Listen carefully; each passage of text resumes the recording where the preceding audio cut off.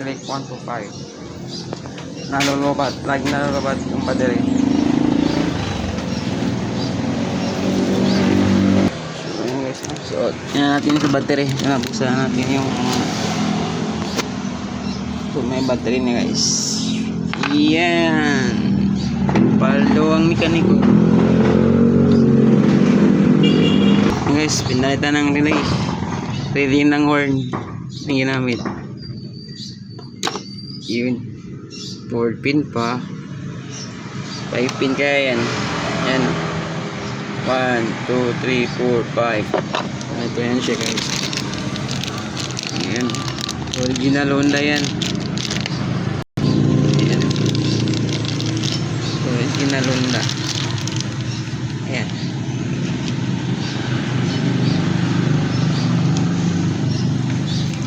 So, pag hindi gumana yung battery, charge muna natin kasi inatak na ako na dito.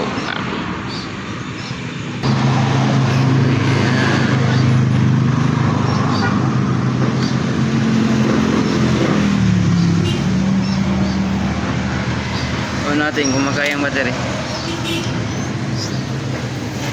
Ano yung dashboard? Sira na rin. Lupat ang battery. Kunin natin yung jump starter at try natin guys kasi pinandar ko na ito kapon yung jump starter pero wala pa rin, namamatay pa rin siya.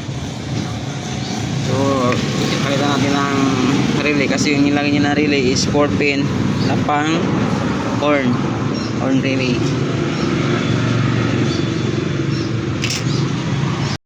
Mag charge ito guys gamit yung ating pag mag jump starter natin. So yan yung jump starter natin guys. Try na natin i-start. Yan, naka green na. Try na.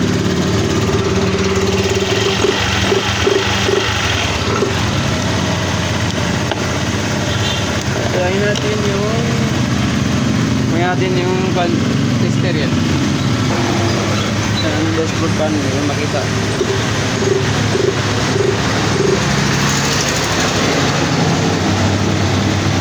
Charge muna natin, no? So, tapos i-off natin guys. So ayan guys, nag-charge na siya.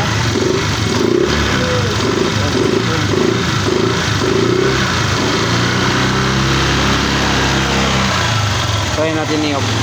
Tapos paandan natin. Set mo lang i-off. On. Start. Ayun, Pardo boy.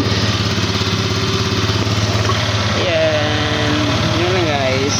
So, shoutout sa nagayos. Gamit ang 4 pin na pang horn. Ayan. Hindi yan pwede yan kasi walang contact yung isa doon. Kasi ang kon ito, purpose is starter pati charger.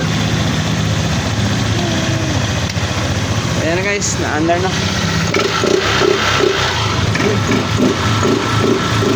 Hindi na natin tawagan ng mayari. Paldo na sila guys.